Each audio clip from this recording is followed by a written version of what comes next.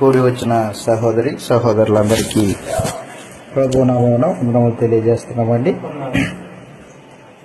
గత ప్రభు దినమున మనము ఆరాధనలో ఏం నేర్చుకున్నాం? గత ప్రభు దినమున ఆరాధన కార్యక్రమంలో మనం నేర్చుకున్న సందేశం ఏంటి? జ్ఞాపకం ఉందా? మనం నేర్చుకున్న సందేశము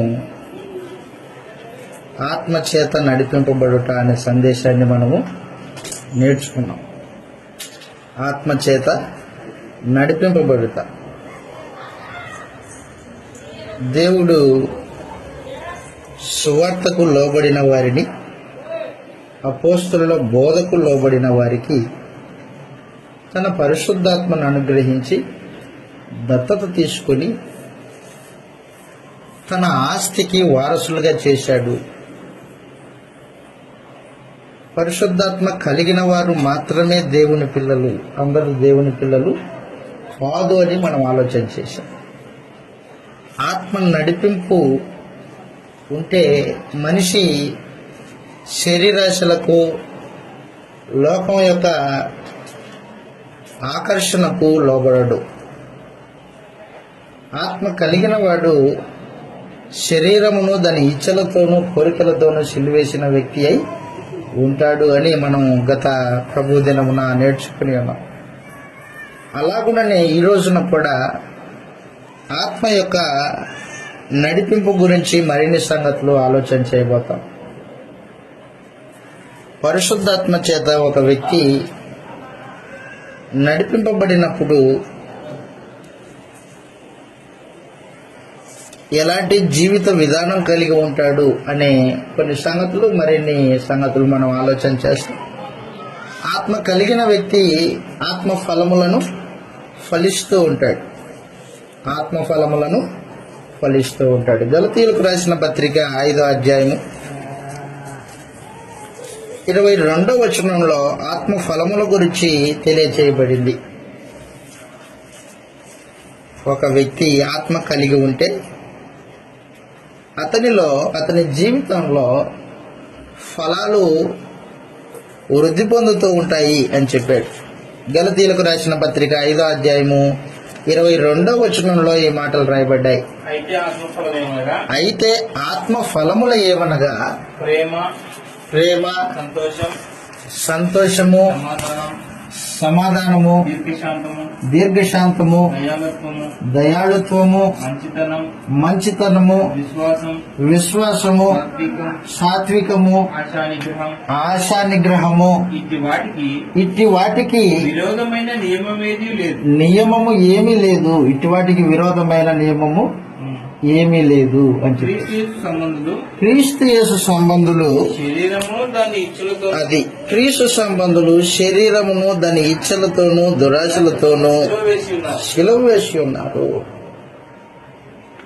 ఆత్మ ఫలము ఏమనగా అన్నాడు.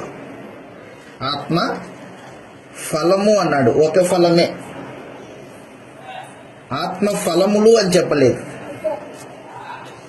ప్రేమ, సంతోషము, సమాధానము, దీర్ఘశాంతము, దయాళుత్వము, మంచితనము, విశ్వాసము, సాత్వికము, ఇవన్నీ ఒక ఫలమే. ఫలములు కాదు, ఫలము అన్నాడు. ఆత్మ ఫలమేమనగా అన్నాడు. కాబట్టి పరిశుద్ధాత్మ కలిగిన వ్యక్తి ఆత్మచేత నడిపింపబడుతూ దైవ స్వభావం కలిగి ఉంటాడు. దైవ స్వభావము ప్రేమ స్వభావం. ఆత్మ ఫలాల్లో మొదటిది ప్రేమ. ప్రేమ భౌతికమైనది కాదు. ఇది అంటే లోకంలో మనుషులు అనుకుంటున్న ప్రేమ కాదు. ఇది లోకంలో మనుషులు అనుకుంటున్న ప్రేమ అది ఆకర్షణ, అది ప్రేమ కాదు. ఆత్మ ఫలములో ప్రేమ అనేది అది ఆత్మ సంబంధమైన ప్రేమ. దాన్ని అగాపే ప్రేమ అన్నాడు. అగాపే అన్నాడు గ్రీకులో.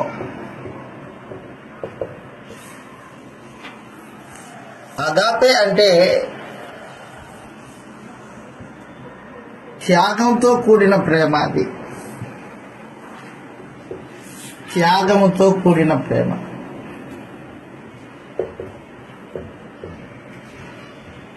దేవుని ప్రేమ. ఆత్మ కలిగిన వారు ప్రేమ కలిగి ఉంటారు. ఎలాంటి ప్రేమ అంటే దైవ ప్రేమ కలిగి ఉంటారు వాళ్ళు. దైవ ప్రేమ ఎలాంటిది? దైవ ప్రేమ ఎలాంటిది? యోహాను గారు రాసిన మొదటి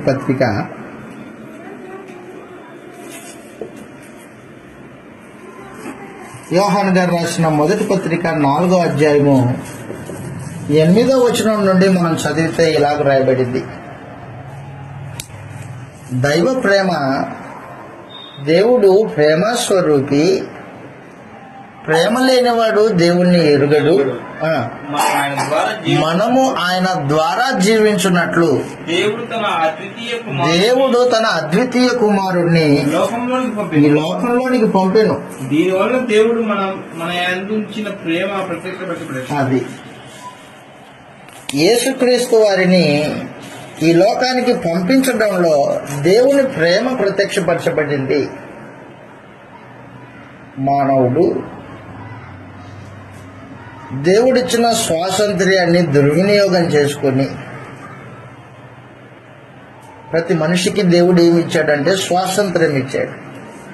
స్వాతంత్ర్యం అంటే మంచి చెడులు వివేచించే జ్ఞానం కలిగి, మనుషుని యొక్క ఎన్నికలో మంచిని ఎన్నుకుంటే మంచి జరిగించేటట్టు, చెడును ఎన్నుకుంటే చెడును జరిగించేటట్టు స్వాతంత్రం ఇవ్వబడ్డాడు మానవుడు. రోమీయులకు రాసిన పత్రిక 6వ అధ్యాయం 16వ వచనంలో మీరు ఏమి చేయనిశ్చయింతురో అది మీరు జరిగిస్తారు అని చెప్పేశాడు.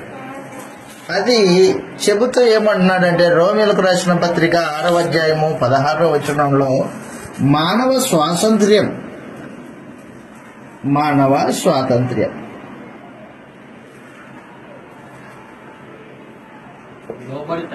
లోబడుటకు దేనికి మిమ్మును మీరు దాసులుగా అప్పగించుకొందురో అది సావు నిమిత్తముగా పాపముగే గాని నీతి నిమిత్తముగా విధేయతకే గాని దేనికి మీరు లోబడుదురో దానికే దాసులగుదురని మీరు ఎరుగుదురు కదా అని చెప్పేశాడు. మీరు ఎరుగరా అన్నాడు. మనుషుడు తన హృదయంలో పాపానికి లోబడాలని తీర్మానం చేసుకుంటే పాపానికి లోబడతాడు. మనుషుడు తన అంతరంగంలో నీతిగా నడుచుకోవాలని లోపల తీర్మానం చేసుకుంటే నీతిగా నడుస్తాడు. మానవుని హృదయమే ప్రాముఖ్యమైనది. మంచి చెడులు మానవ హృదయంలో తీర్మానం చేయబడతాయి. ఒకడు దుర్మార్గంగా ప్రవర్తిస్తున్నాడంటే దాని అర్థము వాడు దేవుడిచ్చిన స్వాతంత్ర్యాన్ని దుర్మార్గతకు వినియోగించుకుంటున్నాడు అని అర్థం. ఆదాము దేవుడిచ్చిన స్వాతంత్ర్యాన్ని తన భార్య మాటకు లోబడి దుర్వినియోగం చేసుకున్నాడు. ఆజ్ఞను మీరాడు. దేనికి లోబడాలని నిర్ణయించుకున్నాడో దానికి మనుషుడు లోబడతాడు, దాసుడు అవుతాడు అని చెప్పింది గ్రంథం.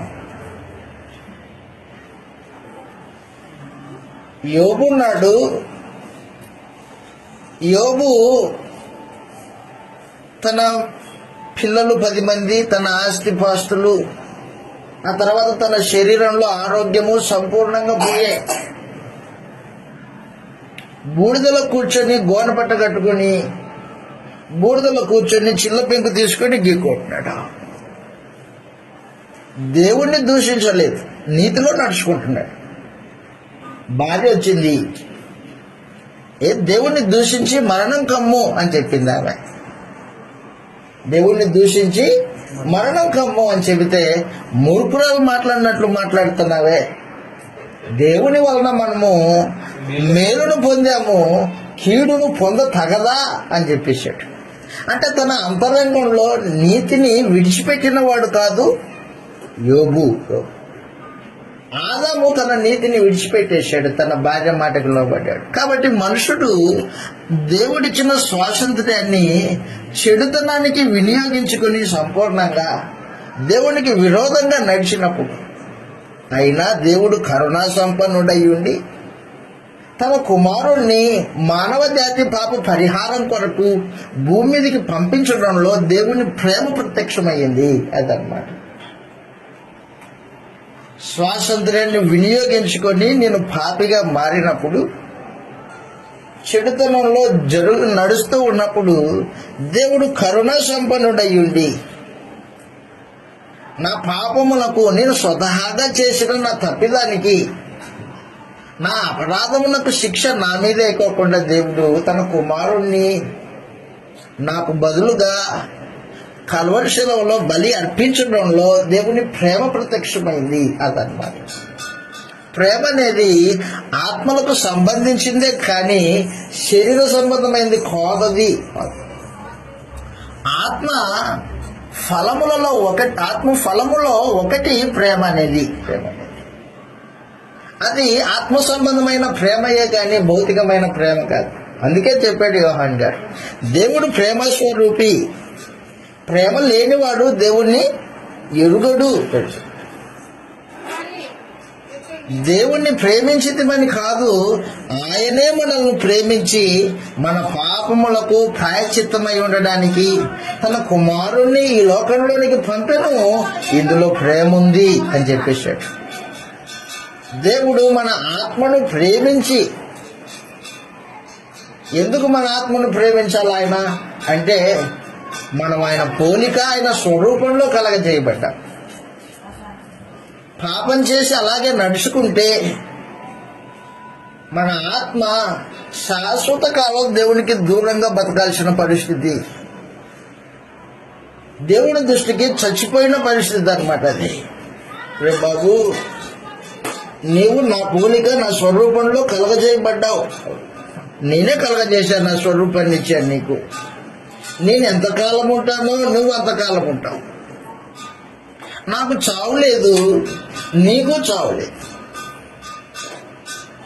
కాబట్టి చావు లేని నీ ఆత్మ నిరంతరము నాతో పాటు ఉండడానికి నీకు ఇదిగో యేసు ప్రభువు నందు ప్రేమ చూపించారు అని చెప్పేశాడు అనమాట ఆయన.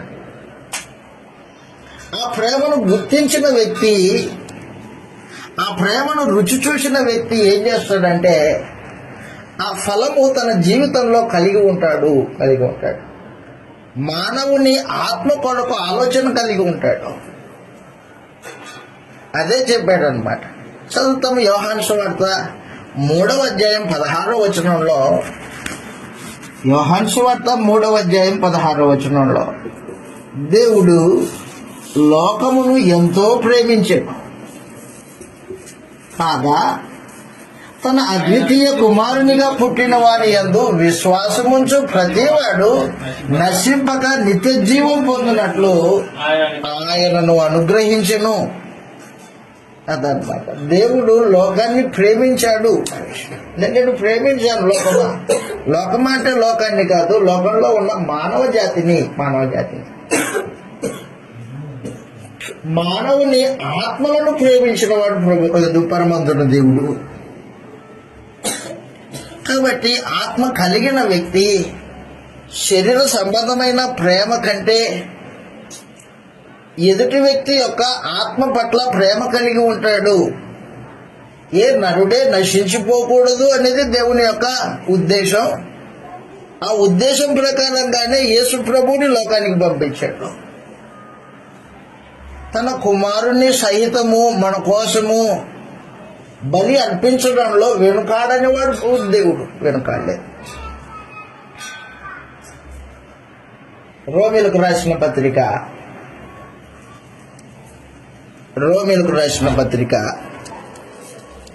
8వ అధ్యాయంలో దేవుడు మన పక్షముగా ఉండగా మనకు విరోధి ఎవడు?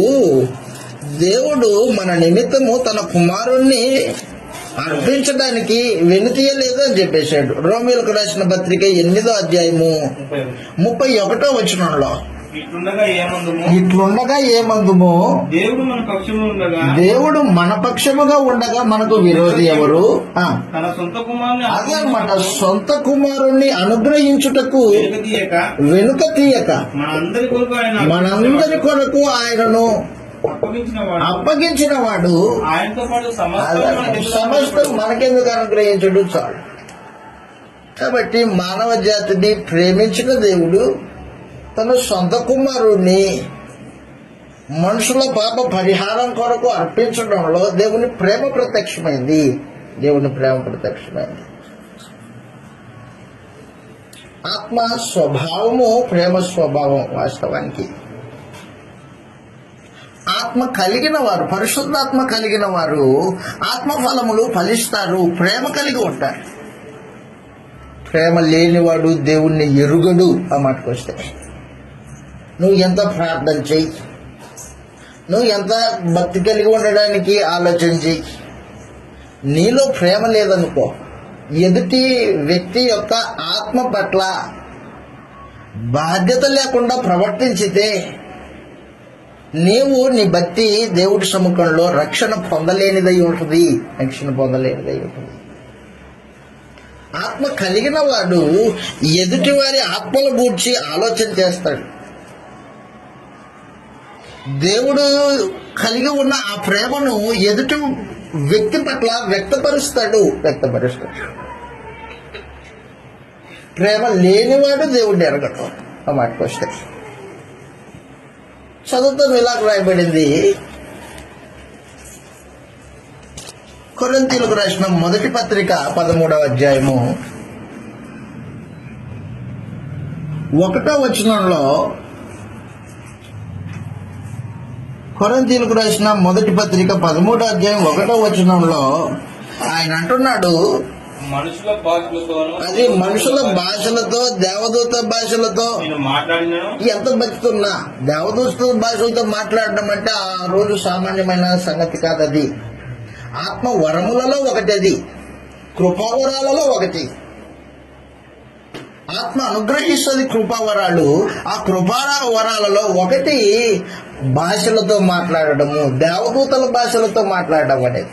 అంటున్నాడు, నేను దేవదూత భాషలతో మాట్లాడినను ప్రేమ లేని వాడినైతే మోగెను కంచు గనగనలాడు తాళం వలె ఉన్నాను. కంచు మోగుతుందా?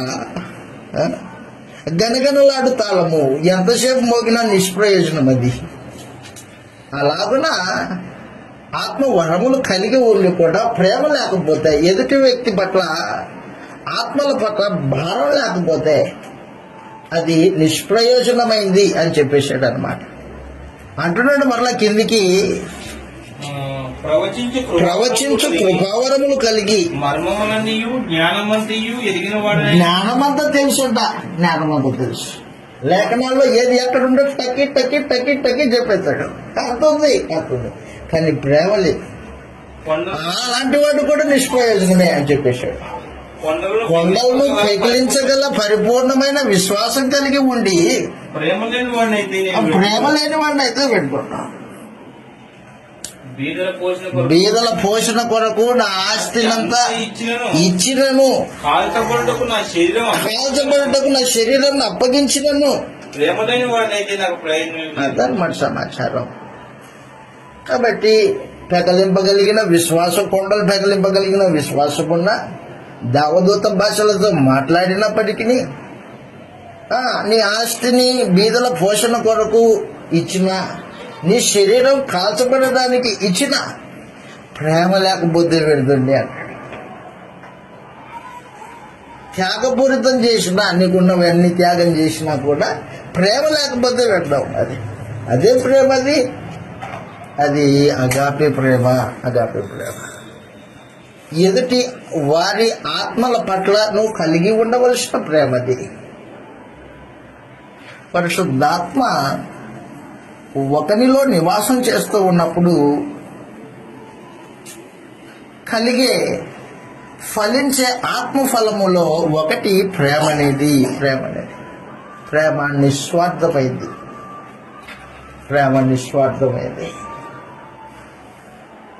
త్యాగంతో కూడుకున్నది. స్వలాభమును అపేక్ష చేయండి. స్వలాభం గురించి ఆలోచన చేయదు ప్రేమ. నిజానికి స్వలాభం గురించి ఆలోచన చేసిన వాడైతే యేసు ప్రభు ఈ లోకానికి వచ్చేవాడు కాదు. ఆ మాటకొస్తే తను తానే రిక్తుడిగా చేసుకొని, ఖాళీ చేసుకొని, దేవునితో సమానంగా ఉండు భాగ్యాన్ని విడిచిపెట్టి రిక్తుడిగా చేసుకొని వచ్చాడు. మీ ఆత్మల రక్షణ కొరకు సమస్తాన్ని పెంట కింద చేసుకొని వచ్చానని చెప్పేశాడు పౌలు. అది ప్రేమ అనేది స్వప్రయోజనం ఆలోచన చేయదు. అదనమాట. చదువుతాం, ఇలాగ రాయబడింది ప్రేమ గురించి. రాస్తే ఏమన్నాడంటే, యోహాను గారు రాసిన, పేతురు గారు రాసిన మొదటి పత్రిక 1వ అధ్యాయంలో, పేతురు గారు రాసిన మొదటి పత్రిక 1వ అధ్యాయం సహోదర ప్రేమ గురించి మాట్లాడాడు ఆయన. నీ సహోదరుణ్ణి అంటే క్రీస్తు శరీరం అనే సంఘంలో నీతో పాటు రాజ్యంలో పాల్పంపులు పొందినవాడు, నీతో పాటు నడుచుకునేవాడు ప్రేమ కలిగి ఉంటాడు. ఎందుకంటే అతను దేవుని బీజం వలన పుట్టింపబడినవాడు. పేతురు గారు రాసిన మొదటి పత్రిక 1వ అధ్యాయము 22వ వచనం నుండి మనం చదివినప్పుడు, మీరు అక్షయ బీజము నుండి కాక శాశ్వతమగు జీవం కలిగిన దేవుని వాక్యమూలముగా అక్షయ బీజము నుండి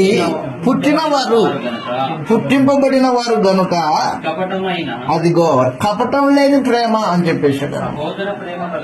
నిష్కపటమైన సహోదర ప్రేమ కలుగునట్లు మీరు సత్యమునకు విధేయులగుట చేత మీ మనస్సులను పవిత్రపరుచుకుని వారయుండి ఒకరినొకడు హృదయపూర్వకంగాను మికటంగాను, అదనమాట ప్రేమ. హృదయపూర్వకంగాను మికటంగాను. పరిశుద్ధాత్మ వలన కలుగు ఫలములో ఒకటి ప్రేమ అనేది. ఆ ప్రేమ అనేది ఎక్కడి నుంచి వస్తుంది అంటే అది హృదయం నుంచి వచ్చేది అయి ఉంటుంది. హృదయం నుంచి వచ్చేది వేరే, పైన మాటలతో వచ్చేది వేరే. అయితే క్రైస్తవుడు ఆత్మ కలిగిన వ్యక్తి పైన పొడి ప్రేమ కలిగి ఉండేవాడు కాదు. ఒకవేళ పైన పొడి ప్రేమ కలిగి ఉన్న వ్యక్తి అయితే క్రైస్తవ్యానికి అతనికి చాలా దూరం. ఆత్మ వలన కలుగు ప్రేమ కాదది, ప్రేమ కాదు. చెబుతున్నాడు, మీరు సత్యమునకు విధేయులగుట చేత మీ మనసులను పవిత్రపరుచుకుని వారయుండి ఒకరినొకడు హృదయపూర్వకంగాను మిక్కటంగాను ప్రేమించుడి. ఏలయనగా సర్వ శరీరులు గడ్డిన పోలిన వారి అందమంతయు గడ్డి పువ్వు వలె ఉన్నది. గడ్డి ఎండును, దాని పువ్వును రాలును, అయితే ప్రభు వాక్యము ఎల్లప్పుడూ నిలుచును. అదనమాట. అక్షయ బీజం నుండి పుట్టింపబడి, అక్షయ బీజము దేవుని వాక్యం. దేవుని వాక్యం వలన నిజంగా పుట్టింపబడిన వ్యక్తి ఆత్మ కలిగిన వాడై ఫలం ఫలిస్తాడు. అది సహోదర ప్రేమ, అది అగాపే ప్రేమ, త్యాగపూరితమైన ప్రేమ. అది పవిత్రమైన మనస్సు కలిగి హృదయపూర్వకంగా వచ్చే ప్రేమ అయి ఉంటుంది అని చెప్పేశాడు. కపటం లేనిదై ఉంటుంది అని చెప్పేశాడు. తిమోతికి రాసిన మొదటి పత్రిక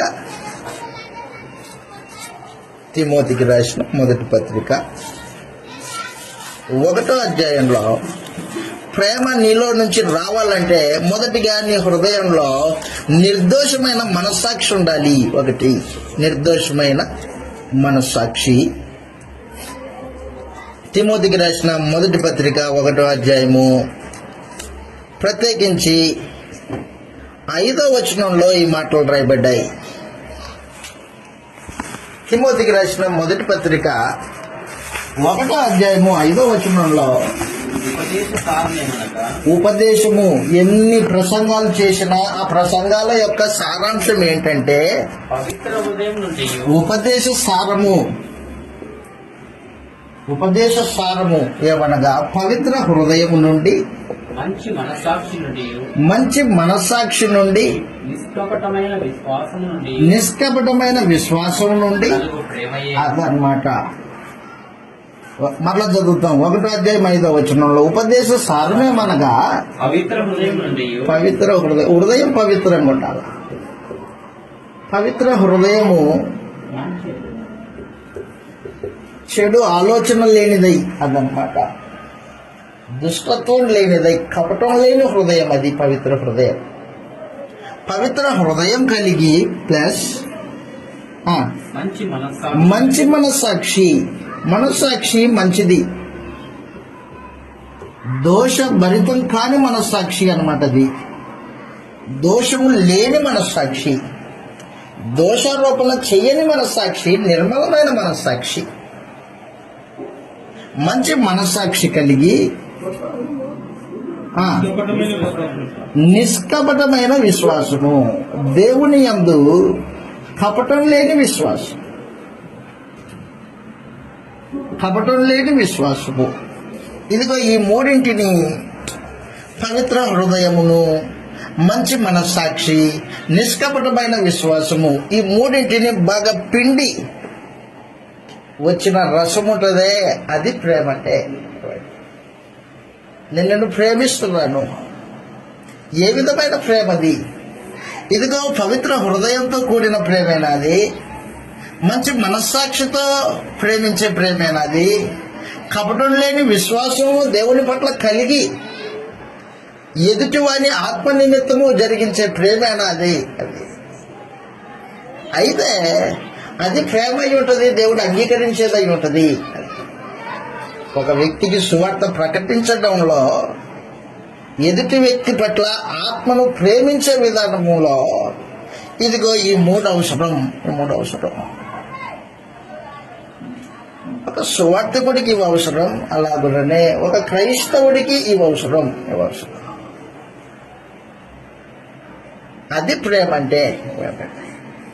కాబట్టి ఆత్మ ఫలమేమనగా అని చెప్పినప్పుడు ప్రేమ అని మాట్లాడాడు. ఆ ప్రేమ పవిత్ర హృదయం నుండి, మంచి మనస్సాక్షి నుండి, నిష్కపటమైన విశ్వాసం నుండి కలిగేదై ఉంటుంది. అది ప్రేమ అంటే. అది ఆత్మ కలిగించు ఫలమై ఉంటుంది. అంత మాత్రమే కాదు, ఇందాక మీతో మాట్లాడినట్టు సహోదరుని ప్రేమించే విషయంలో కేవలం నాలుకతో ప్రేమించేది కాదు, అది క్రియలతో ప్రేమించేదై ఉంటుంది అని చెప్పేశాడు. యోహాను గారు రాసిన మొదటి పత్రిక క్రియా రూపకం దాల్చిన ప్రేమది. ఎదుటివని ఇబ్బందుల్లో కేవలము మాట సహాయమే కాకోకుండా క్రియలతో కూడిన సహాయము అది ప్రేమ అయి ఉంటుంది అని చెప్పేశాడు. యోహాను గారు రాసిన మొదటి పత్రిక సహోదర ప్రేమ అని చెప్పినప్పుడు దాని గురించి మాట్లాడాడు పరిశుద్ధాత్మ. యోహాను గారు రాసిన మొదటి పత్రికలో 3వ అధ్యాయము 13వ వచనం నుండి మనం చదువుతాం. 13వ వచనం నుండి యోహాను గారు రాసిన మొదటి పత్రిక 3వ అధ్యాయము 13వ వచనంలో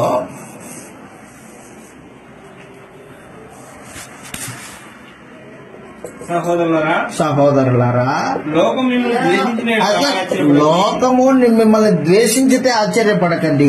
మనము సహోదరులను ప్రేమించుచున్నాము గనుక కాబట్టి సహోదరుని ప్రేమించడం అనేది జీవము పొందిన వాని యొక్క లక్షణమది. సహోదరుని ప్రేమించడం అనేది జీవం పొందిన వాని లక్షణం. మరణంలో నుండి జీవంలోనికి దాటి ఉన్నామని మీరు ఎరుగుదురు. ప్రేమ లేనివాడు మరణమందు నిలిచి ఉన్నాడు. అదనమాట. ఆత్మఫలం లేదన్నమాట అతనిలో. ఆత్మఫలం లేనివాడు చచ్చిన స్థితిలో ఉన్నాడు అని చెప్పేసి, చచ్చిన స్థితిలో ఉన్నాడు, మరణమందు నిలిచి ఉన్నాడు. మరణము అంచులో నిలిచి ఉన్నాడని చెప్పాడా? కాదు, మరణం అందు నిలిచి ఉన్నాడు. మరణం అంచుల్లో ఉన్నాడని కాదు ఆయన అంటుంది, మరణంలో నిలిచి ఉన్నాడు. ఎంత ప్రమాదకరమైన స్థితి.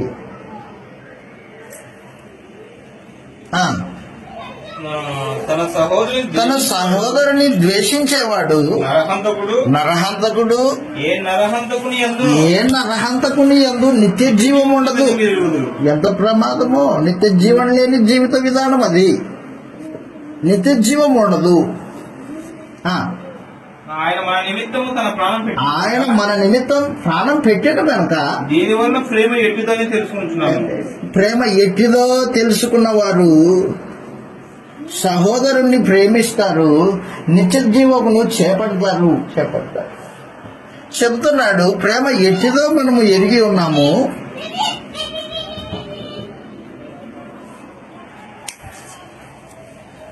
కిందికి మనము కూడా సహోదరుల నిమిత్తము మన ప్రాణములను పెట్టబద్దులమై ఉన్నాము. ఈ లోకపు జీవనోపాధి కలిగిన వాడై ఉండి, అదనమాట, జీవనోపాధి కలిగి ఉంది నీకు పుష్కలంగా, నీ రాబడి బాగుంది. అయితే నీ సహోదరుడు లేమిలో ఉండగా నువ్వు చూచి అతనికి సహాయం చేయకపోతే,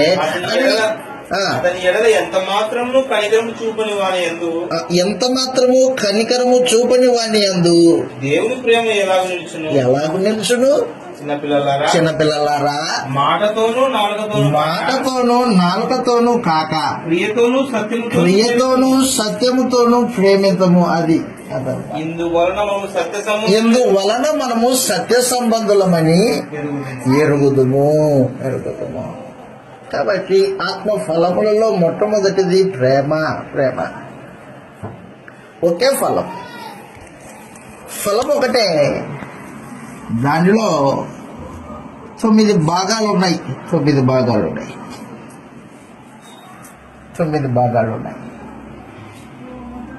మొదటిది ప్రేమ.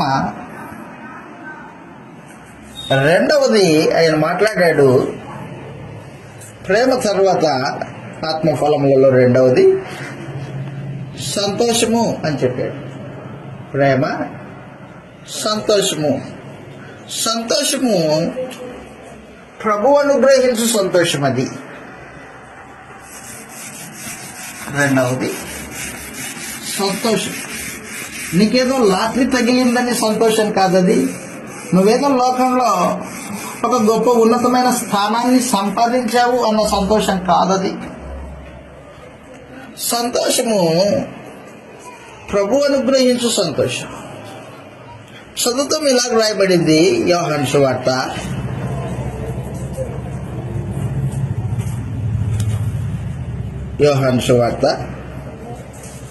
16వ అధ్యాయము 22వ వచనం చూద్దాం ఒకసారి. యోహాను సువార్త 16వ అధ్యాయము 22వ వచనంలో, సంతోషము నీ అంతరంగంలో ఎవరే తీసివేయలేని సంతోషం అది. యోహాను సువార్త 16వ అధ్యాయము 22వ వచనం చూడండి ఒకసారి. ఏముంది అక్కడ? అటువలనే మీరును కానీ మరలా చూచెదను, అప్పుడు మీ హృదయము సంతోషించును. అదనమాట శిష్యులకు ఆదరించుతూ చెప్తున్నాడు అనమాట. ఏమంటున్నాడంటే, నేను మరలా నీ దగ్గరికి వస్తాను. నీ దగ్గరకు వచ్చినప్పుడు మీరు నన్ను చూస్తారు. అప్పుడు మీ హృదయమును సంతోషించును. మీ సంతోషమును ఎవడు మీ యొద్ద నుండి తీసివేయడు అని చెప్పేసాడు. ఎవరే తీసివేయని సంతోషము అంతరంగంలో కలిగి ఉన్నవారు క్రైస్తవులు అయి ఉంటారు, ఆత్మ కలిగిన వారు అయి ఉంటారు. చుట్టూ ఎంత ఆందోళన ఉన్నా, ఎంత భయంకరమైన పరిస్థితులు ఉన్నా లోపల మాత్రం సంతోషం. యేసు ప్రభు యొక్క సువార్త ప్రకటించినందుకు పేతురు యోహానులని చెరసాల్లో వేసి కొట్టారు, అవమానపరిచారు, హేళనపరిచారు. అయినప్పటికీ సంతోషించుతూ ఇంటికి వెళ్ళారు. వాళ్ళు సంతోషించుతూ ఇంటికి వెళ్ళారు. ఆత్మ కలిగించు సంతోషం అన్నమాట అది. అవమానము జరిగింది, ప్రజలందరి మధ్యలో అవమానం జరిగింది, కొట్టారు. ఇక మీదట సువార్త ప్రకటించకండి, మీరు యేసు ప్రభువుని గురించి మాట్లాడకూడదు సుమా అని బెదిరి పెట్టారు. అయినప్పటికీ వారికి ఏమాత్రం భయపడకోకుండా దేవుని నామం కొరకు క్రీస్తుని ప్రకటించినందుకు దేవుడు మమ్మల్ని అవమానపరచబడడానికి పాత్రులుగా ఇచ్చాడు అని అందు నిమిత్తం సంతోషించుతూ వెళ్ళిపోయారు.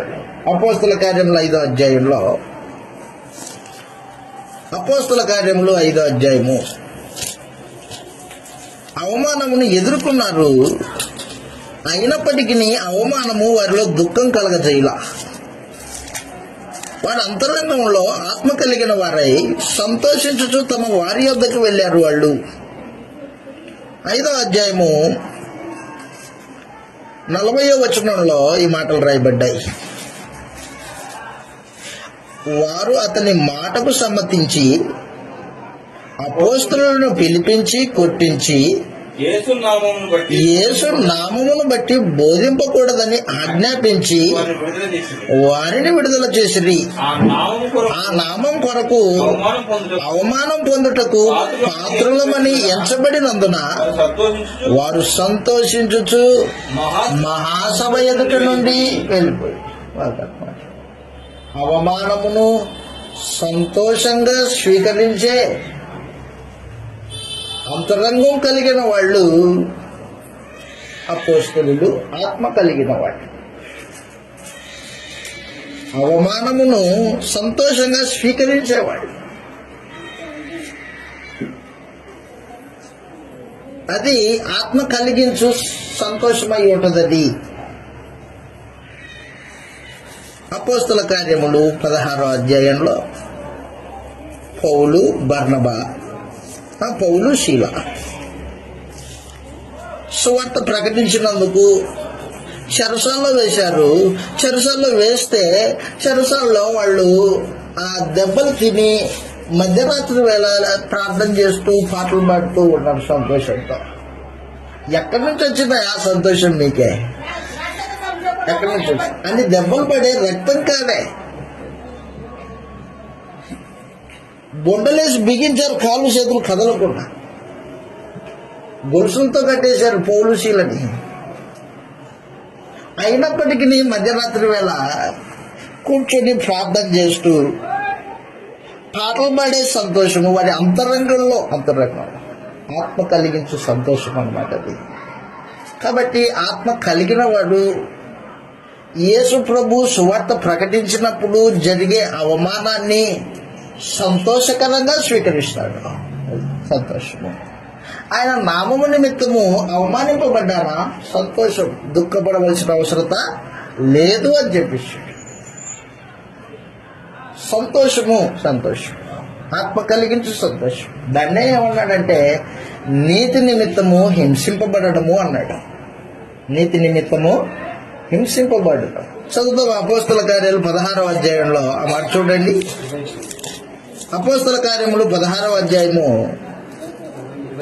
23వ వచనంలో వారు చాలా దెబ్బలు కొట్టి వారిని చెరసాలలో వేసి భద్రంగా కనిపెట్టవలనని చెరసాల నాయకుడిని ఆజ్ఞాపించిరి. అతడు అట్టి ఆజ్ఞలు పొంది వాని లోపల చెరసాలలోనికి త్రోసి వారి కాళ్లకు బొండ వేసి బిగించిరి. అయితే మధ్యరాత్రి వేళ పౌలు, శీలయు ప్రార్థించుచు కీర్తనలు పాడుచు. ప్రార్థన, కీర్తన మహత్తరమైన ఆత్మ కలిగించు సంతోషం అన్నమాట అది. ప్రార్థన అలాగుండానే కీర్తనలు పాడుతూ ఎక్కడి నుంచి వచ్చిందా అది? లోపల అంతరంగంలో పరిశుద్ధాత్మ కలిగించు సంతోషమైంది. కాబట్టి నేను క్రైస్తవుని అని చెప్పుకోవడం ఒక వంతు, ఆత్మ చేత నడిపింపబడము, ఆత్మ ఫలములు కలిగి నడుచుకోవడం అనేది ఒక వంతు ప్రాముఖ్యమైన సమాచారం. మనుషులు తమకు తాము క్రైస్తవులముగా ఆలోచించడము సులభం. నేనేం తప్పు చేయలేదే, నాకు నేను నిర్దోషిగా కనిపించవచ్చు. కానీ నాలో ఆత్మ ఉండి ఆత్మ కలిగిన వానిగా నేను నడుచుకుంటూ ఆత్మ ఫలములు ఫలించినప్పుడు నేను నిజముగా క్రైస్తవునై ఉంటాను. అందుకే మరలా అంటున్నాను, నువ్వు క్రైస్తవుడు అని నువ్వు చెప్పుకోవడం ఒక వంతు, నీ జీవిత అంతరంగంలో ఆత్మ కలిగి నడిపింపబడుతూ ఫలములు కలిగి ఉండడం ఒక వంతు. ప్రముఖమైన సమాచారం అది. ఈ రోజున మనుషుడు ఇవేవి ఆలోచన చేయట్లా. బైబిల్ పట్టుకున్నాడా, ప్రార్థనకి వెళ్ళాడా, ఆరాధన 2 గంటలు కూర్చున్నాడా, తనకు తోచింది జేబులో తీసి కానుకేసాడా, ఇంక అయిపోయింది అనమాట. జై యేసుకు జై అంటాడు. ఇక అరే, ఆత్మ కలిగి ఉన్నానా లేదా, ఆత్మ చేత నడిపింపబడుతున్నానా లేదా, ఆత్మ ఫలములు ఉన్నాయా లేవా ఆలోచన చేసేవాళ్ళు లేరు ఈ రోజున. నువ్వెప్పుడైతే ఆత్మ కలిగి ఉండి ఫలం ఫలిస్తూ ఉంటావో నిజముగా క్రైస్తవుడు అయి ఉంటావు. దేవుడు నీ కోసం ఏర్పాటు చేసిన స్వాస్థ్యము ఖచ్చితంగా పొందుకుంటావు. అది లేకోకుండా నీ బతుకు నీవే అందరిలాగా బతుకుతూ నీలో ఉన్న ఆత్మను నిర్లక్ష్యపరిచి ఆత్మ ఫలమును ఏమాత్రం ఫలింపకపోతే నీకు దేవునికి సంబంధాలు లేవు. భూమిలో విత్తనం నాటాం. విత్తనం నాటిన తర్వాత అది రోజులు గడిచే కొద్దీ ఆకులేస్తుంది, కొమ్మలేస్తుంది, ఆ తర్వాత పువ్వు పూస్తుంది, ఆ పువ్వులో నుంచి గింజలు పడుతుంది. అలాగా ఒక వ్యక్తి క్రీస్తులోనికి బాప్తిసం పొందినప్పుడు పరిశుద్ధాత్మను పొందుకున్నవాడే ఆ ఆత్మ చేత నడిపింపబడుతూ దినదినము తన జీవితంలో ప్రేమ, సంతోషము, సమాధానము, దీర్ఘశాంతము, దయాళుత్వం అనే ఈ ఫలము తన జీవితంలో కలిగి ఉండే ప్రయత్నం చేస్తూ ఉంటాడు, ఎదుగుతూ ఉంటాడు దాంట్లో. అప్పుడు ఏ ఇబ్బంది లేదు. అదే చెప్పాడు, ఇట్టి నియమమునకు విరోధమైన నియమమేది, ఇట్టి వాటికి విరోధమైన నియమమేమి లేదు అని చెప్పేశాడు అనమాట. ఇవి లేకపోతేనే ప్రమాదం, నువ్వు ప్రమాదంలో ఉన్నావు అని అన్నావు. ఆత్మ లేకపోతే మనుషుడు దేవుడి సంబంధి కాదు. కాబట్టి సంతోషము ఆత్మ కలిగించే సంతోషం అది. క్రీస్తు ప్రభువును ప్రకటించినప్పుడు, క్రీస్తును గురించి నువ్వు మాట్లాడినప్పుడు జరిగే అవమానం దాన్ని స్వీకరించి దేవుడు ఇటు గొప్ప అవకాశాన్ని ఇచ్చాడు నాకు అనే సంతోషంతో దాన్ని స్వీకరించే అంతరంగపు స్వభావం అనమాట. అది ఆత్మ కలిగించే స్వభావం. ఇంకా ఏమన్నాడంటే ప్రభువు మత్తయి సువార్త 5వ అధ్యాయంలో, మత్తయి సువార్త 5వ అధ్యాయంలో, నీతి నిమిత్తము హింసింపబడినప్పుడు మీరు ధన్యులు, ఆనందించుడి అని చెప్పాడు ప్రభు. మత్తయి సువార్త 5వ అధ్యాయము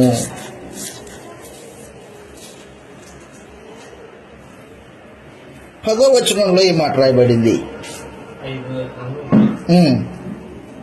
మత్తయి సువార్త 5వ అధ్యాయం 10వ వచనంలో, నీతి నిమిత్తము హింసింపబడి వారు ధన్యులు, పరలోక రాజ్యం వారిది. నా నిమిత్తము జనులు అదనమాట. నా నిమిత్తం అది, నా నిమిత్తము అంటే క్రీస్తు నిమిత్తము, ఆయన వాక్యాన్ని ప్రకటించినందుకో లేకపోతే ఆయన కొరకు నీతిగా బ్రతుకుతున్నప్పుడు వచ్చిన హింస, నింద, అది నీకు సంతోషకరమైంది. లేదు నువ్వేదో తప్పు చేశావు, అందుకు నీ చుట్టుపక్కల వాళ్ళు నిన్ను నిందిస్తున్నారు, దానివల్ల నువ్వు సంతోషించనక్కర్లా. అవమానం తెచ్చిపెట్టావు యేసు ప్రభుకి. చెబుతున్నాడు, నా నిమిత్తము జనులు మిమ్మల్ని నిందించి హింసించి మీ మీద అబద్ధముగా చెడ్డ మాటలలో పలుకున్నప్పుడు మీరు ధన్యులు, సంతోషించి ఆనందించుడి, పరలోకమందు మీ ఫలమధికమగును. ఇలాగున వారు మీకు పూర్వమందున్న ప్రవక్తలను హింసించుడి అదన్నమాట. వాక్యం కొరకు హింస, నీతిని జరిగించినందుకు హింస, నీతిగా బ్రతికినందుకు ఎదురైన హింస, నింద, దానివలన మీరు సంతోషించండి. ఆ సంతోషం కలిగించేవాడు పరిశుద్ధాత్మ. ఆత్మ కలిగిన వాడు సంతోషం కలిగి ఉంటాడు, దుఃఖపడడు. అంటే ఇంత అవమానం జరిగిందని నాకు అని బాధపడడు. బాధపడేవాడు ఆత్మ లేనివాడై ఉంటాడు, ఆత్మ లేనివాడై ఉంటాడు. మరలా అంటున్నా, యేసు ప్రభు నిమిత్తము ఆయన గురించి మాట్లాడినందుకు చుట్టూ ఉన్నవారు నిన్ను ఏదో నిందించారు, దానివల్ల నువ్వు సిగ్గుపడ్డావు. సిగ్గుపడితే పరలోకంలో నీకు ఫలం ఉండదు. ఆయన నిమిత్తము, ఆయన వాక్యము నిమిత్తము సిగ్గు లేని వారమై ఉండాలి. వాస్తవానికి సిగ్గుపడకూడదు. ఎక్కడైనా ఎవరి మధ్యలోనైనా ఎంతమంది జనాంగం ఉన్నప్పటికీ ఆయన నామమును అంగీకరించే వారమై ఉండాలి. సంతోషము పరిశుద్ధాత్మను గ్రహిస్తుంది. ఆ తర్వాత చెప్పాడు మూడవది, ఆత్మ ఫలములలో మూడవది ప్రేమ, సంతోషము, సమాధానం. సమాధానము ఆత్మ కలిగించే సమాధానము. ఒకటి దేవునితో సమాధానం, దేవునితో సమాధానం. రెండు, నీ తోటి వారితో సమాధానం, నీ తోటి సహోదరులతో సమాధానం, తోటి సహోదరులతో సమాధానం.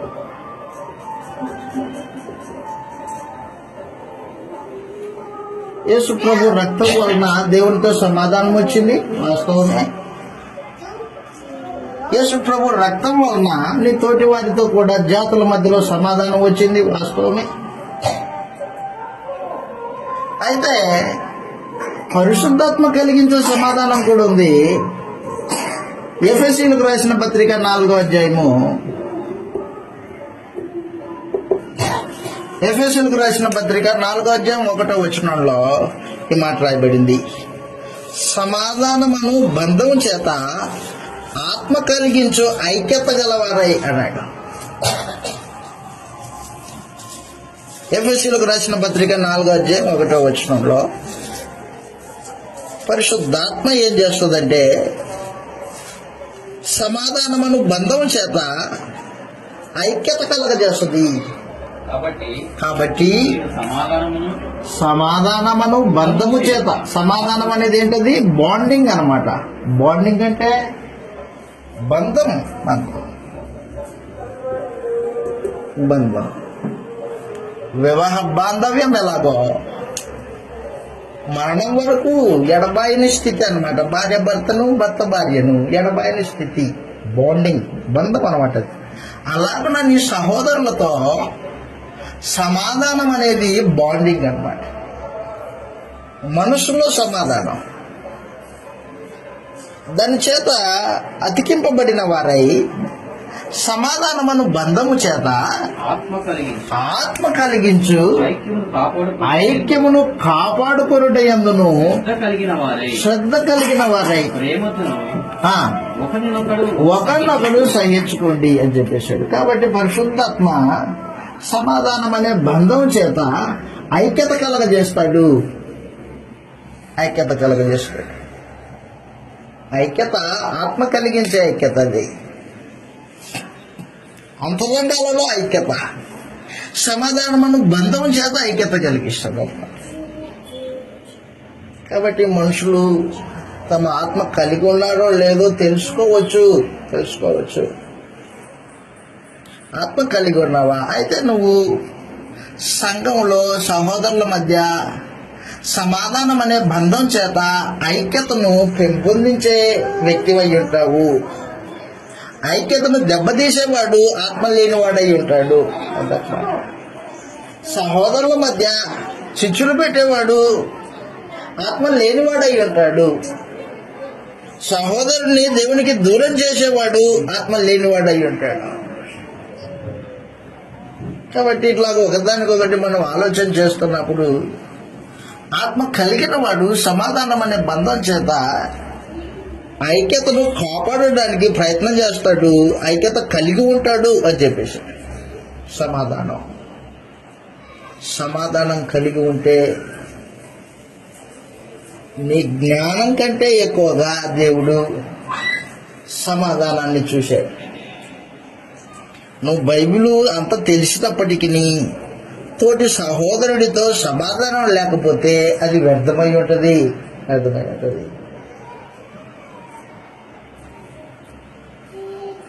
ఫిలిప్పీలకు రాసిన పత్రిక 4వ అధ్యాయం మనం ఇందాకే చూసాం. ఫిలిప్పీలకు రాసిన పత్రిక 4వ అధ్యాయంలో నీ జ్ఞానం కంటే ఎక్కువగా సహోదరుడితో సమాధానం కలిగి ఉండడం అనేది ప్రాముఖ్యమైంది అని చెప్పేశాడు. వాక్యం వలన ఒకే భావము ఒకే తాత్పర్యం కలిగి ఉండవలసిన అవసరం ఉంటుంది. ఫిలిప్పీలకు రాసిన పత్రిక 4వ అధ్యాయము 7వ వచనంలో ఈ మాట చెబుతూ ఉన్నాడు. అప్పుడు సమస్త జ్ఞానమును మించిన దేవుని సమాధానము యేసుక్రీస్తు వలన మీ హృదయములకును మీ తలంపులకును కావలి ఉన్నది. అదనమాట. దేవునితో సమాధానాన్ని కలిగి ఉండాలి. సహోదరులతో సమాధానం కలిగి ఉండాలి. జ్ఞానం కంటే మిన్న అయినది సమాధానం కలిగి ఉండడం. కాబట్టి ఆత్మ కలిగించు, ఆత్మ వలన ఫలించే ఫలం అన్నమాట. ఇది ఒకే ఫలమే. ఒకటి ఉండి ఒకటి లేకపోతే అది నిష్ప్రయోజనమై ఉంటుంది. ప్రేమ కలిగి ఉన్నాడంటే ఆటోమేటిక్గా సంతోషం కలిగి ఉన్నాడు. సంతోషం కలిగి ఉంటే ఆటోమేటిక్గా సమాధానం కలిగి ఉన్నాడు. ఇలాగ 9 ఆశలు నిగ్రహించుకుంటాడు మనుషుడు. ఆశా నిగ్రహం, దీర్ఘశాంతం, ఎదుటివారి పట్ల త్వరగా కోపపడకోకుండా ఓర్చుకోవడం అన్నమాట. సహనం కలిగి ఉండడం, దీర్ఘశాంతం. దేవుని యొక్క స్వభావం అది ఆ మాటకు వస్తే. కాబట్టి ఆత్మ కలిగిన వాడు ఏం చేస్తుంటాడంటే దైవ స్వభావంలో తన జీవితాన్ని రోజు రోజుకు కట్టుకుంటూ ఉంటాడు. దైవ స్వభావం నాలో ప్రత్యక్షపరచబడాలా. ఆత్మ మనల్ని దైవ స్వభావంలోనికి నడిపిస్తూ ఉంటది. ఆత్మ యొక్క నడిపింపు చేత మనము లోబడుతూ ఆ స్వభావాన్ని ధరించుకోవాలి. అదే ఎఫెసీయులకు రాసిన పత్రికలో తెలియజేశాడు. చదువుతాం ఇలాగూ. ఎఫెసీయులకు రాసిన పత్రిక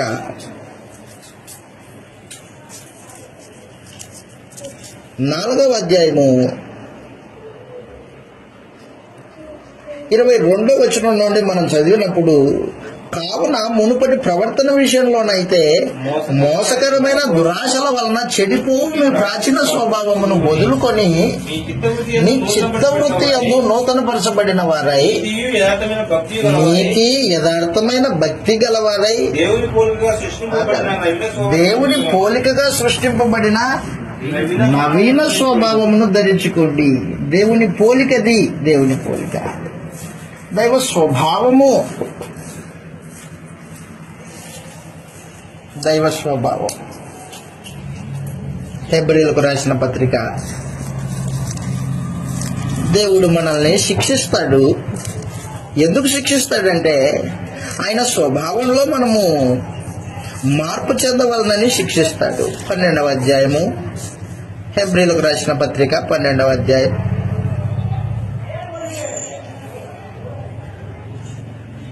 7వ వచనం నుండి 7వ వచనం నుండి హెబ్రీయులకు రాసిన పత్రిక 12వ అధ్యాయము 7వ వచనం నుండి శిక్షాఫలము పొందుటకే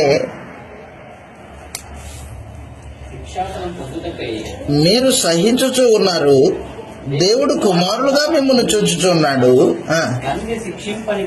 కుమారుడెవరు? కుమారులైన వారందరూ శిక్షలో పాల్పొందుచున్నారు. మీరు పొందని ఎడల దుర్బీజులే గాని కుమారులు కాదు.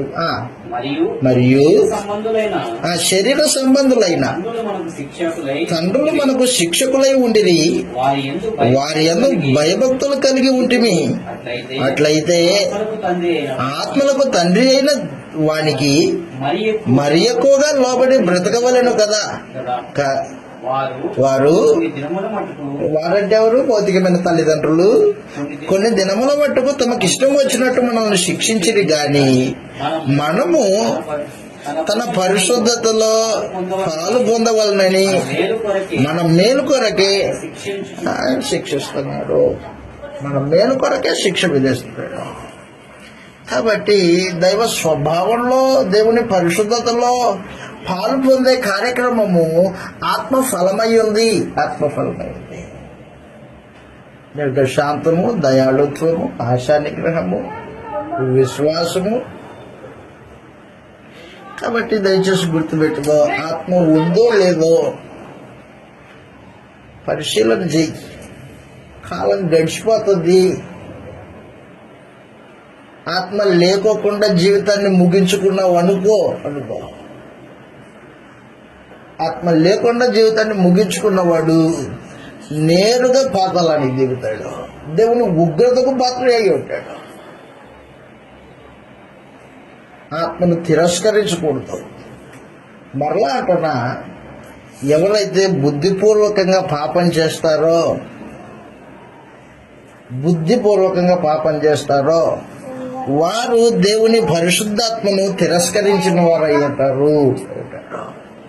దేవుని పరిశుద్ధాత్మను తిరస్కరించిన వాడు ఎన్నడే మారుమనసు పొందలేని దుర్గతి వాడికి పడుతుంది. దుస్థితిలోకి దిగజారిపోతాడు మనుషుడు. బుద్ధిపూర్వకంగా పాపం చేయకూడదు. ఆత్మ మనలో యేసు ప్రభు రెండవసారి ప్రత్యక్షమయ్యేంత వరకు మనలో ఉండడానికి ఉద్దేశింపబడ్డాడు. ఆయన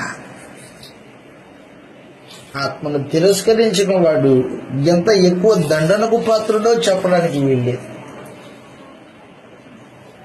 ఆత్మ నీలో నిలిచి ఉండడానికి నీ జీవితము పరిశుద్ధమైనదిగా, దైవ స్వభావం కలిగిన దానిగా దాన్ని మలుసుకోవడం అనేది ప్రాముఖ్యమైన సమాచారం. హెబ్రీయులకు రాసిన పత్రిక 10వ అధ్యాయము, హెబ్రీయులకు రాసిన పత్రిక 10వ అధ్యాయం. ఆత్మను తిరస్కరించేవాడు బుద్ధిపూర్వకంగా పాపం చేసేవాడు అయి ఉంటాడు.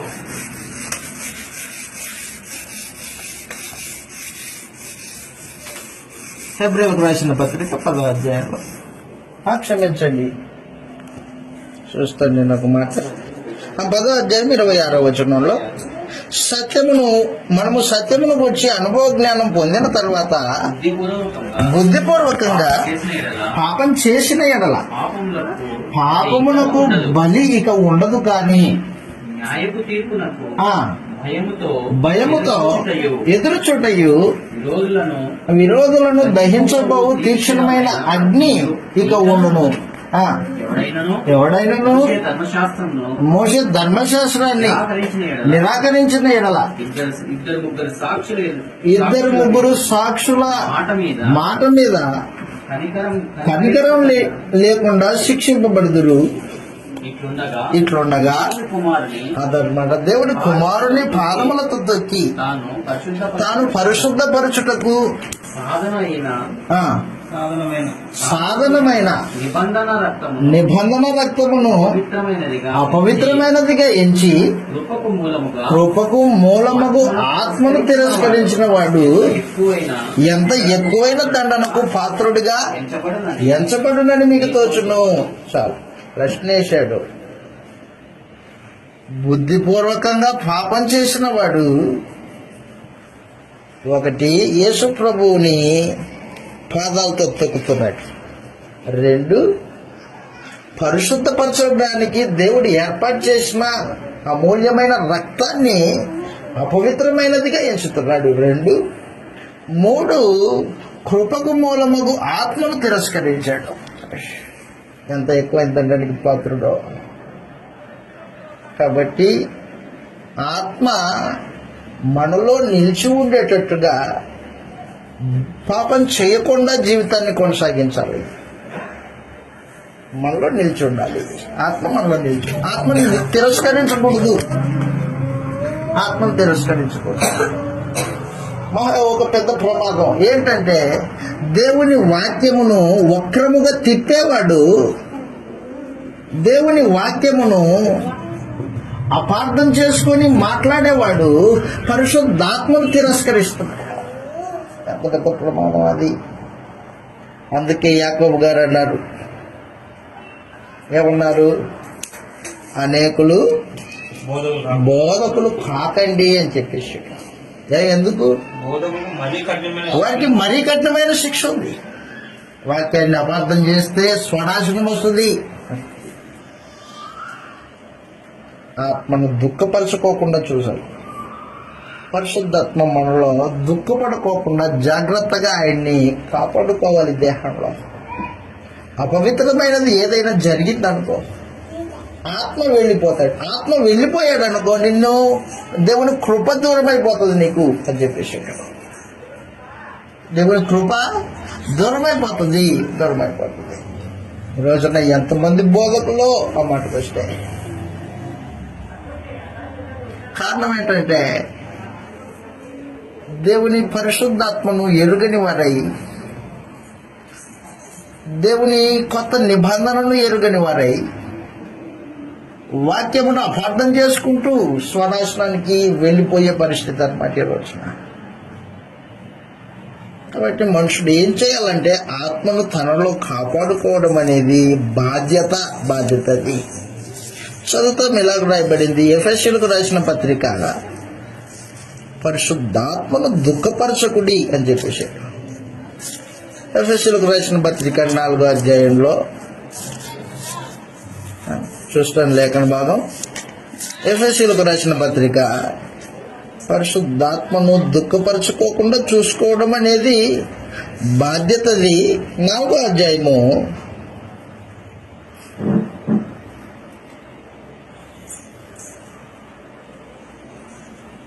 27వ వచనం నుండి చదువుతాను చూడండి.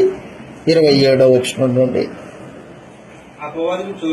అపవాదికి చోటియకుడి, దొంగిల వాడి ఇక మీద దొంగిలక అక్కరగలవానికి పంచిపెట్టుటకు వీలు కలుగు నిమిత్తము మంచి పని చేయొచ్చు, వినువారికి మేలు కలుగునట్లు అవసరమును బట్టి క్షేమాభివృద్ధికరమైన వచనమే, అనుకూల వచనమే పలుకుడి గాని దుర్భాష ఏదైనాను మీ నోట రానేకుడి అని చెప్పి. దుర్భాష దేవుని పరిశుద్ధాత్మను దుఃఖపరచకుడి. విమోచన దినం వరకు మీరు ఆయన యందు ముద్రింపబడి ఉన్నారు. ముద్రేశాడు అన్నమాట దేవుడు. విమోచన దినం కృష్ణ ప్రభు రెండవసారి ప్రత్యక్షమైనప్పుడు సంపూర్ణంగా విమోచింపబడతాం. మనం మరణం ఉండదు, పాపం ఉండదు, పాతాళం ఉండదు, ఏమీ ఉండదు. ఒక ఆయన బైబిల్లో పరిశుద్ధాత్మను దుఃఖపరిచాడు. పరిశుద్ధాత్మ దుఃఖపరచబడినప్పుడు ఆత్మ అతనిలో నుంచి వెళ్ళిపోయింది. వెంటనే దురాత్మ తనలోకి ప్రవేశించి అప్పుడు అతడు కక్ష, పగ, ద్వేషము, అపవాది యొక్క లక్షణాలని ప్రదర్శిస్తున్నాడు. సమూయేలు మొదటి గ్రంథము, సౌలు అనే వ్యక్తి ఆత్మను కోల్పోయాడు. దేవుని వాక్యాన్ని విడిచి ప్రవర్తించాడు. తనకి ఇష్టం వచ్చినట్లు నడుచుకున్నాడు. తనలో పరిశుద్ధాత్మ ఉన్నాడన్న సమాచారాన్ని ఏమాత్రము పట్టించుకోకుండా నిర్లక్ష్యంగా బతికాడు. ఆత్మ తనలో నుంచి వెళ్ళిపోయింది.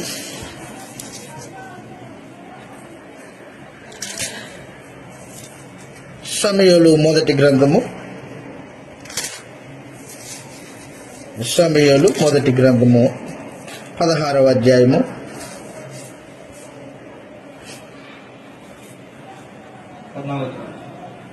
14వ వచనంలో యెహోవా ఆత్మ సౌలును విడిచిపోయి యెహోవా ఆత్మ, పరిశుద్ధాత్మ సౌలును విడిచిపోయి యెహోవా ఎదురు నుండి దురాత్మ ఒకటి వచ్చి అతన్ని వెరిపింపగా సౌలు సేవకులు ఆ, దేవుని ఎదురు నుండి వచ్చిన దురాత్మ ఒకటి నిన్ను వెరిపించి ఉన్నది.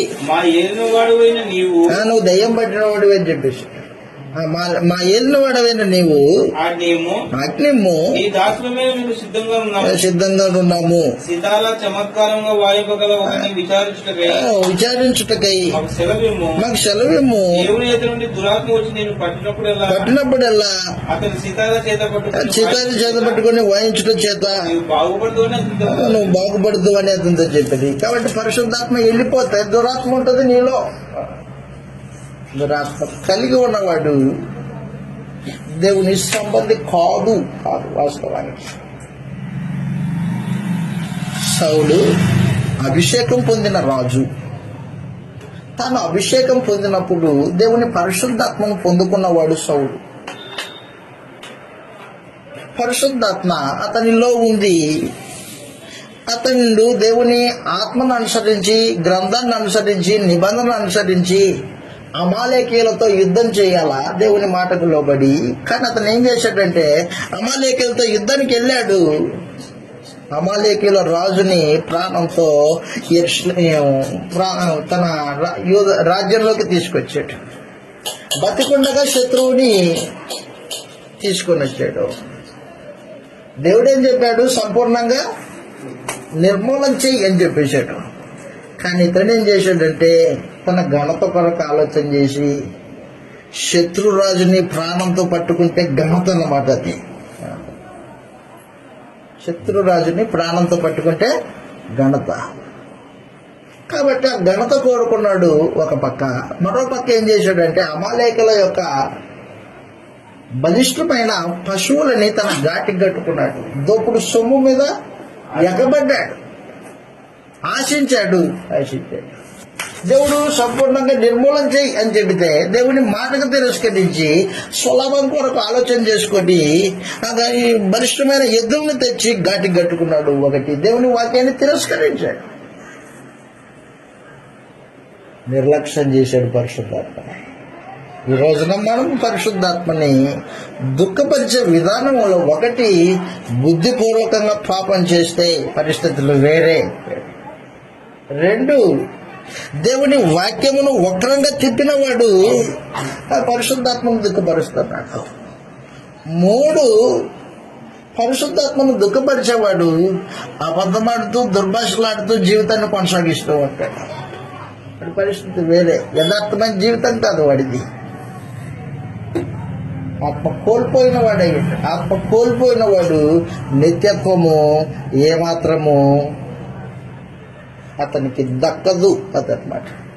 కాబట్టి దయచేసి గుర్తుపెట్టుకో, క్రైస్తవులుగా మనము పరిశుద్ధాత్మను కలిగి ఆత్మచేత నడిపింపబడుతూ ఆత్మ ఫలములు కలిగి ఆత్మను దుఃఖపరచుకోకుండా తిరస్కరించుకోకుండా జీవితాన్ని మరణం వరకు కొనసాగించడం అనేది ప్రాముఖ్యమైన సమాచారం. పరిశుద్ధాత్మను మనలో ముద్ర వేసాడు దేవుడు. దాన్ని అలా కాపాడుకోవడం అనేది ప్రాముఖ్యమైన సమాచారం. ఆత్మ లేకపోతే రేపొద్దున నీకు పరలోకంలో స్వాస్థ్యం అనేది ఉండదు. ఆత్మ లేకపోతే పరలోకంలో నిత్య జీవము అనుభవించడానికి మహిమ దేహము నీకు ఉండదు. పరిశుద్ధాత్మ కలిగిన వారికే పరలోకపు స్వాస్థ్యము, పరిశుద్ధాత్మను కలిగిన వారికే మహిమ దేహము ఏర్పాటు చేయబడుతుంది, అందరికీ కాదది. కాబట్టి దయచేసి గుర్తుపెట్టుకో, నీ బాధ్యత నీ అంతరంగంలో పరిశుద్ధాత్మను కాపాడుకోవడం అనేది బాధ్యత. దాన్ని పరిశుద్ధాత్మను కాపాడుకోవడానికి ఎప్పటికప్పుడు నీ అంతరంగంలో దేవుని వాక్యానికి చోటిచ్చి వాక్యానుసారంగా ప్రవర్తించడం అనేది ప్రాముఖ్యమైన సమాచారం అయ్యింది. ఆత్మ కలిగిన వారికి రేపొద్దున మహిమ దేహము, ఆత్మ లేకపోతే మహిమ దేహం ఉండదు, ఏముండదు. కాబట్టి మనమందరము ఆత్మను ఎరిగిన వారమై, లోకానికి పరిశుద్ధాత్మ అంటే ఎవరో తెలియదు, మనకు తెలుసు. ఆత్మను ఎరిగిన వారమై ఆత్మ ఫలము కలిగి జీవితంలో కొనసాగించుకుంటూ నిత్య జీవపు నిరీక్షణ కలిగి ముద్రను పోగొట్టుకోకుండా జాగ్రత్తగా కాపాడుకోవచ్చు. పరిశుద్ధాత్మను దుఃఖపరచుకోకుండా శరీరమును పరిశుద్ధమైనదిగా పెట్టుకొనుచు నిత్య జీవం నిరీక్షణ కలిగి బ్రతకవాలని ప్రేమతో మిమ్మల్ని హెచ్చరిస్తూ నన్ను హెచ్చరించుకోవచ్చు. ఈ మాటలు ఇంతటితో ముగించేస్తున్నాను. మీ అందరికీ వందనాలు.